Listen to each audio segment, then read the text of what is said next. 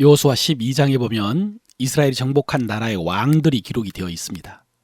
1절부터 6절은 모세가 요단 동편, 그러니까 요단강을 건너기 전에 정복한 두 나라 왕에 대한 기록이고, 7절부터 24절까지는 요단강을 건너서 여호수아가 정복한 31명의 왕들입니다. 물론 왕의 이름은 기록되지 않았고 성, 나라의 왕으로만 소개되어 있습니다. 하나는 여리고 왕이요, 하나는 베델 곁의 아이 왕이요, 하나는 예루살렘 왕이요, 하나는 헤브론 왕이요, 하나는 야르못 왕이요, 하나는 라기스 왕이요, 이렇게 해서 31명의 왕들의 이름입니다. 여러분, 우리가 성경을 읽을 때 앞으로도 그런 본문이 자주 나오겠지만 이렇게 사람 이름이나 땅 이름이 계속되는 본문은 재미가 없습니다. 읽기가 힘듭니다.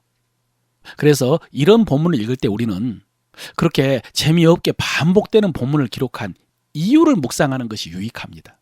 하나님께서 그 백성들에게 이 왕들과 성들의 이름을 반복해서 기록한 이유가 뭘까? 그 조상들이 후손들에게 이런 기록을 남겨주게 된 이유는 무엇일까?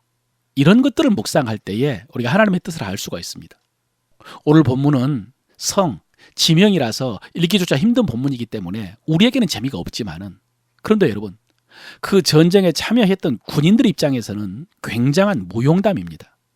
우리나라 남자들 전투 한번 하지 않고 2년 3년 동안 군대 갔다 와가지고요 50년을 우려먹는다는데, 지난 7년 동안 수많은 전투에서 이런 승리를 경험했으니 여러분 얼마나 자랑스러운 기록이겠습니까? 이 전쟁에 참가한 이스라엘 군인들과 후손들에게는 이런 본문은 정말로 자랑스럽고 흥분된 기록이라고 할 수 있습니다. 그런데 여러분, 오늘 본문이 그런 개인의 전기나 민족의 역사라면 그런 의미가 있겠지만은, 사실 성경은 이스라엘 조상들이 그 후손들에게 자기 조상들의 위대함을 알려주기 위해서 기록한 말씀이 아닙니다.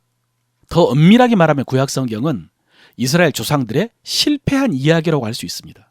실패한 조상들의 모습을 가감없이 기록을 해서 후손들에게 전해줌으로써 그 후손들이 다시 실패하지 않도록 하기 위한 기록입니다. 그래서 그 후손들은 하나님과 바른 관계를 맺고 살도록 하기 위한 그런 기록입니다. 그러므로 오늘과 같은 본문은 이스라엘 군인들의 무용담이 아니라 사실은 하나님의 무용담이라고 할 수 있습니다. 하나님께서 이스라엘을 위해서 이런 일을 행하셨다라고 기록을 하고 있는 것입니다.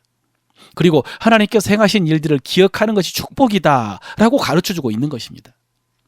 그래서 후손들이 이 하나님을 기억하고 그 하나님과 바른 관계를 맺고 순종하는 삶을 살게 하기 위한 그런 기록이라고 할 수 있습니다. 그래서 오늘 우리에게는 재미가 없지만 하나님이 이스라엘을 위해서 행하신 그 엄청난 역사를 기록해 놓은 것입니다. 여러분, 그렇습니다. 이렇게 하나님이 행하신 일을 기억하고 있는 믿음이 건강하고 성숙한 믿음입니다. 여러분, 사람들이, 우리 성도들이 신앙의 역사가 오래되다 보면은 자기 이야기가 많아집니다. 왜냐하면 오랫동안 한 일이 많기 때문입니다. 구구절절 옛날부터 이어온 자기 신앙의 역사가 있습니다. 사람들은 그것을 간증이라고 착각을 합니다.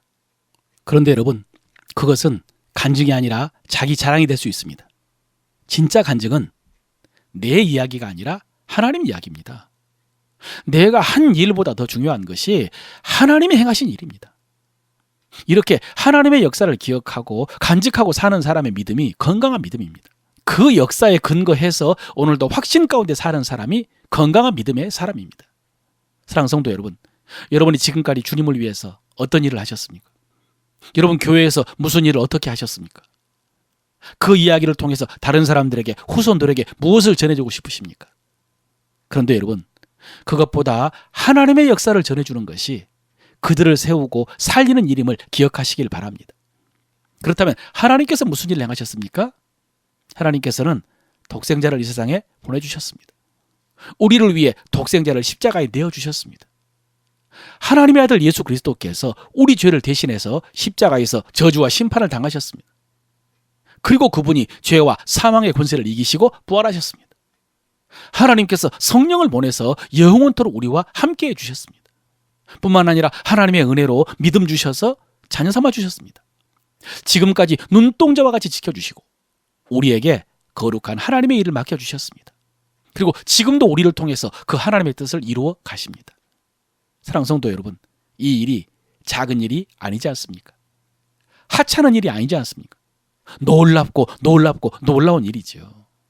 그렇다면 여러분, 오늘 지금 우리 각자가 처한 환경이 다르고 또 앞으로 우리가 어떤 일을 만나게 될지 모르겠지만은 그러나 순종하면서 충성하면서 살 수 있지 않겠습니까? 하나님께서 지금까지 우리를 위해 이렇게 놀라운 일을 행해 주셨으니까요. 그러니까 고린도전서에서 말한 것처럼요, 견고하며 흔들리지 않고 주의 일에 힘쓸 수 있지 않겠습니까? 사랑하는 성도 여러분, 오늘 하나님께서 이스라엘에게 주신 그 각 성과 왕들의 이름처럼 그 기록처럼 하나님께서 우리를 위해서 행하신 일들을 기억해 보시기를 바랍니다. 그리고 앞으로도 그런 간증이 여러분들에게 많아지시기를 바랍니다. 마지막으로 여러분, 오늘 말씀은 또 다른 측면에서 대단한 말씀입니다. 어떤 말씀이냐면 하나님께서 아브라함이 75세에 그를 부르시면서 자손과 땅을 약속하셨습니다. 내가 너에게 지시할 땅을 주시겠다고 약속하셨습니다. 그리고 창세기 15장에 보면 너는 눈을 들어 동서남북을 바라보라. 내가 이 땅을 너와 내 자손에게 주리라 라고 약속하셨습니다. 그리고 25년 후에 100세에 이삭을 낳았고요. 이삭은 60세에 야곱을 낳았고요. 야곱은 130세에 애굽으로 갔습니다. 그리고 그 야곱, 이스라엘 자손들은 애굽에서 430년 동안 살았습니다. 그리고 출애굽에서 광야에서 지난 40년을 살았습니다. 그리고 가나안에 들어와서 지난 7년 동안 가나안 정복을 위해서 전쟁을 치루어서 드디어 이 땅을 정복을 했습니다. 여러분, 하나님께서 아브라함에게 약속하신 지 몇 년이 지난지 아십니까? 학자들 계산으로 692년입니다. 692년 만에 언약을 성취하시는 하나님이십니다. 무엇을 말씀하십니까? 우리 하나님은 언약을 성취하시는 신실하신 하나님이라는 것입니다. 우리 하나님은 신실하신 하나님이십니다. 반드시 약속을 성취하십니다. 그러므로 우리가 할 일은 무엇입니까? 믿고 순종하는 것입니다. 하나님은 신실하시기 때문에 하나님 믿고 순종하는 것입니다. 그것이 우리의 일입니다. 그 약속 믿고 최선을 다해서 싸우는 것입니다. 여러분, 오늘 정복한 그 성의 이름과 죽인 왕들, 그 모든 것이 하나님께서 이루신 역사지만 동시에 이스라엘 백성들이 싸워서 이긴 나라입니다. 최선을 다해서 싸웠습니다. 순종했습니다. 그렇게 해서 얻은 성읍들입니다. 여러분, 이것이 언약을 믿는 자의 마땅히 행할 일입니다. 하나님의 신실하신 믿고 최선을 다해서 참여하는 것입니다. 순종해서 싸우는 것입니다. 그럴 때 하나님께서 하나님이 하신 일이지만 우리의 이름을 영광스럽게 해 주실 것입니다. 잘했다 착하고 충성된 종아, 네가 작은 일에 충성하였으니 내가 내게 큰 것으로 맡기리라. 내 주인의 즐거움에 참여할지어다. 이런 칭찬받은 여러분 되시기를 축원합니다. 오늘 말씀을 통해서 우리 입술로 고백하는 우리 믿음의 도리입니다. 내 믿음의 기초는 하나님께서 예수 그리스도를 통해서 행하신 일입니다. 내 믿음의 기초는 하나님께서 예수 그리스도를 통해서 행하신 일입니다. 나의 간증과 찬양은 예수 그리스도께서 십자가에서 행하신 일입니다. 나의 간증과 찬양은 예수 그리스도께서 십자가에서 행하신 일입니다. 신실하신 하나님께서는 지금도 나를 위해 일하고 계십니다. 신실하신 하나님께서는 지금도 나를 위해 일하고 계십니다. 나는 오늘도 순종과 헌신으로 하나님의 약속과 그 영광에 참여합니다. 나는 오늘도 순종과 헌신으로 하나님의 약속과 그 영광에 참여합니다. 아멘.